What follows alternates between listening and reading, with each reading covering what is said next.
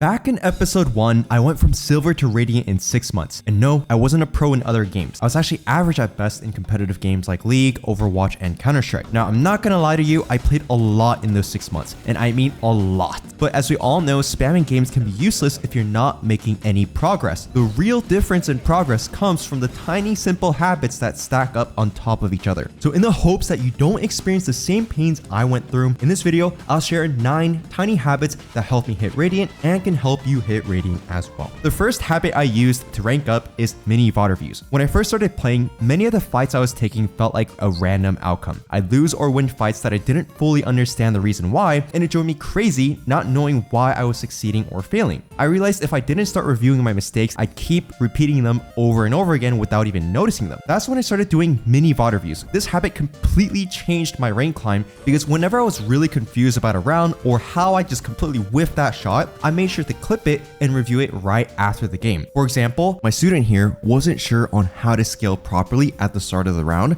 causing the impact to be less than it could be when their team took the first fights in hookah. Even then, we start to see some good scaling into hookah off of utility, and a dash popped early to go into the site. However, once they try and jump dash, they miss their first timing and get out of sync from their friendly Yoru. And because of this, once the dash actually gets used, they weren't fully prepared for the defenders flooding back onto site and went straight into a crush spray. Now, let's think critically but fairly about the steps taken in the round. First, the student should have been at the barrier looking for first contact as a jet. That would help their team scale better and for them to get use out of their dash, not just for the site, but as a potential escape tool when entering. Something they did correct in their next step was waiting for the Skydog to clear hookah. They then scale with it and get a good timing to capitalize on the dog, but misses the timing to entry with Yoru due to a mechanics error. So to practice this, they should try and scale off their teammates' utility in TDMs or in the friendly 10-man scrims that we host inside our community. And finally, the most clear-cut part of this mini VOD review is that they need to take their time in aiming at the jet and tail,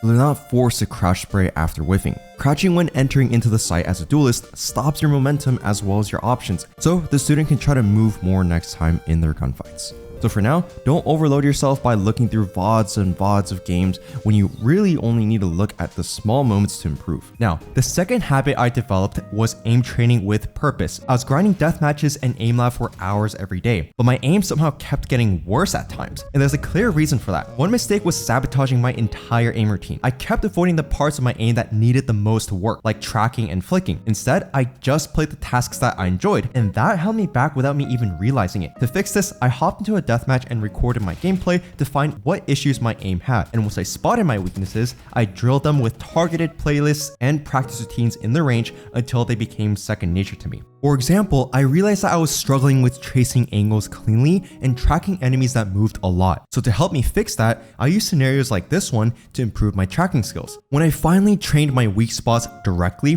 the consistency of my aim and winning gunfights skyrocketed. And if you do the same, yours will as well. I know figuring out your weaknesses is not always easy because you don't know what you don't know. But if you're struggling with recognizing what you need to work on and need step-by-step guidance, my team of over a dozen Radiant and VCT coaches can help you give you feedback inside our 10-week Immortal Roadmap program. Our average student gains 500 RR in 10 weeks, such as Ace, who went from Plat 1 to Ascendant in just 6 weeks. We're so confident in our coaching that we'll give you a full refund if you don't gain 500 RR in 10 weeks. We want to personalize our coaching experience as much as we can, so use the link below and book a free call with me or one of our coaches to see if you'd be a good fit. And don't wait, because we have 22 spots out of 50 left for this upcoming summer season. Now, if you start implementing the first habit of checking back to see how you died, you'll quickly realize that it's sometimes hard to figure out what you should have done instead. That's where the third habit comes in, watching pro VODs or streams. Back when there was no Ascendant rank and I was hard stuck in Diamond, I struggled a lot trying to entry as Reyna on Split. I remember feeling constantly frustrated when I would die getting shot from multiple different angles on site, not knowing where I should be looking. So what I did was pull up any high elo VOD of a pro player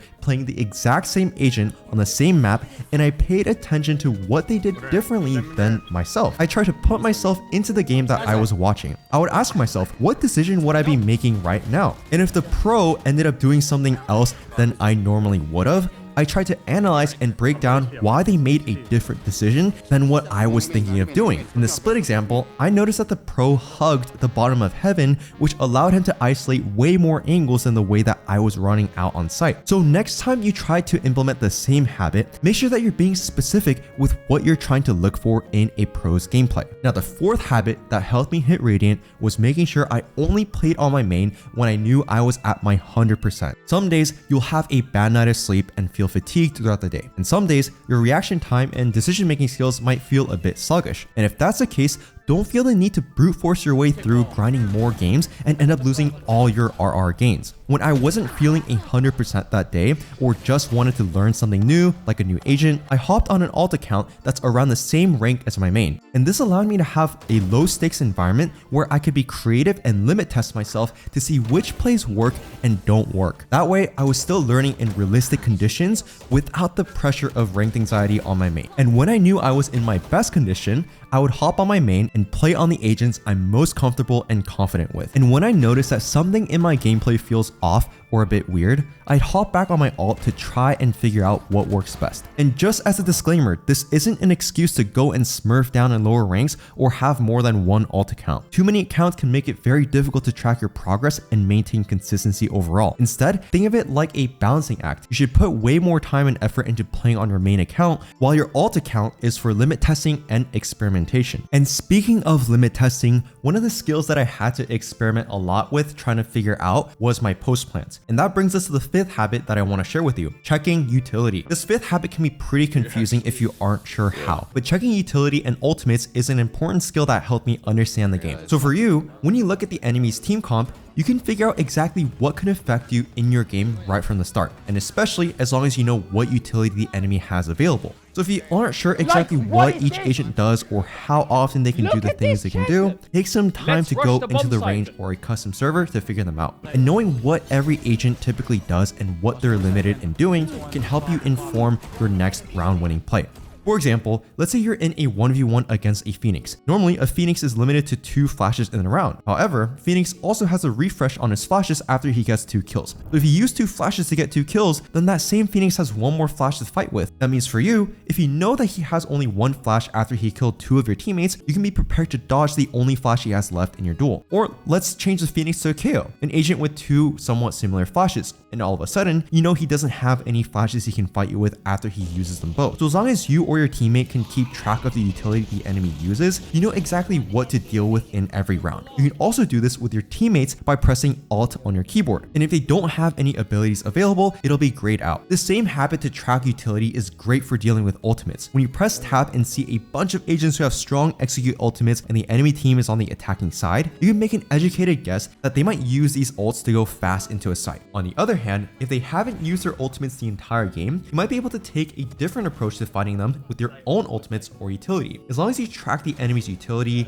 ultimates, and even their tendencies, you can learn how to win more rounds consistently and climb more effectively. Much like this next 6th habit will help you with. So often in my time climbing, I thought I was about to hit an insane clip. I swung wide with 0 backup and instantly died to an enemy holding me. And this would sometimes lead to giving away the round, and worse, I got flamed for it pretty often. But why did I lose peeking when others might have succeeded? The reason I died is because I didn't understand the 6th habit of knowing when to peek. Knowing when to peek is difficult because the difference between over peeking and under peeking often comes down to the context of the round. So in order to know when, you have to learn the context of each round in your own games. For example, I've been in plenty of post-plant scenarios, but knowing when to peek after the bomb is down can change based on the context of the post-plant. If my team has an advantage in numbers, positioning, or in the time for the spike, then realistically, it'd be a bad thing for me to continue peeking once the bomb is down. However, if we're down in numbers, the defenders have a lot of time and our positions are great,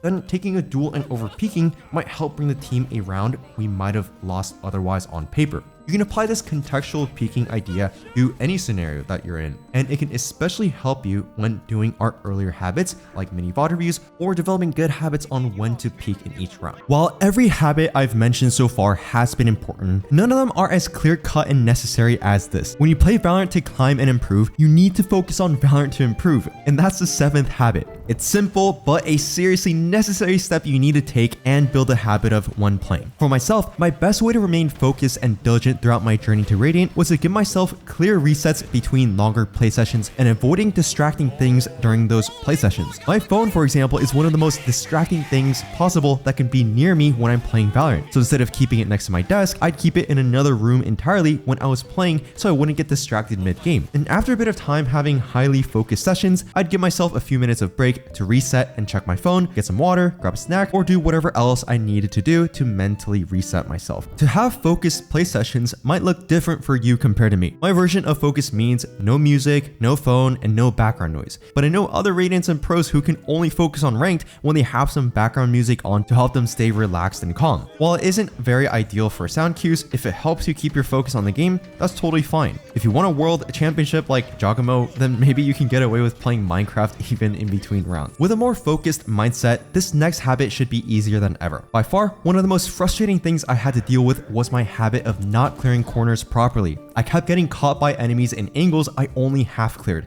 which led me to dying far more than I should have, and ultimately putting my team at a serious disadvantage. Half clearing corners means swinging an angle without fully checking every part of it. Fixing this instantly became one of the biggest boosts to my win rate. To sharpen my corner clearing, I used a straightforward drill. I loaded into a DM and focused on clearing every angle like someone was there. This came in two ways. I would pre-aim based on the radar ping to help me get used to crosshair placement through walls. Then after this initial duel, I'd focus on peeling angles for dealing with people swinging at me to clear angles while moving. And after this change, as soon as I would peek around the corner in my ranked games, I was ready to fight any enemies that may or may not be there. And after a consistent amount of time practicing this, it made not only my crosshair placement easier, but it also made skills like slicing the pie easier. I didn't even need to think about it anymore. Whenever I was clearing a corner, I always checked it with intent, and it paid off when it mattered most. Now, clearing corners and playing smarter helped me win more, but tracking my real growth, not just my rank, was what kept me motivated when things got tough. So what does quote-unquote real growth tracking as a habit look like? Real growth tracking as a habit looks like tracking your progress or improvement rather than focusing only just on your stats and rank. Focusing too much on your rank is going to drag you down. And for me, I found this out the hard way. I remember when I was stuck between Plat 1, Diamond 1, I was only focused on my rank going up or down, and I wasn't noticing the progress I was making as a player. All the practice, learning, and improvement I had to make in order to rank up from Silver to Plat 3 was lost mentally because I was so focused on the ranks themselves. It even made it so I wasn't noticing what I had control over when I played ranked. My rank fluctuated based on teammates, matchmaking, or even a few rounds going the wrong way that I had no control over. I even started looking at my tracker score and stats to the point I wasn't focused on improving the very things that could improve those stats. So I started tracking my performance in other ways to measure the things that I could actually control. And one of the things that I know for a fact that was within my control and something that I could measure was my warm-up routine. If you don't have a warm-up routine, then this is already a great start for you to measure your progress. You can try something simple like burst practice on the boss in the range and drones on the dock in the range. Then doing 3 DMs a day. If you do that every day, even if your rank doesn't change right away, you should track your consistency using that warm-up routine every day. It might not be instantaneous, but when I started focusing on the consistency in my routine and training, I improved faster than when I focused just on the RR and my stats going up or down. In fact, my RR gains and stats improved once I got consistent day-to-day with my practice routines. So stop focusing on tracker scores and start focusing on consistency in your practice to improve long-term. And that's it for this video. Thanks for watching.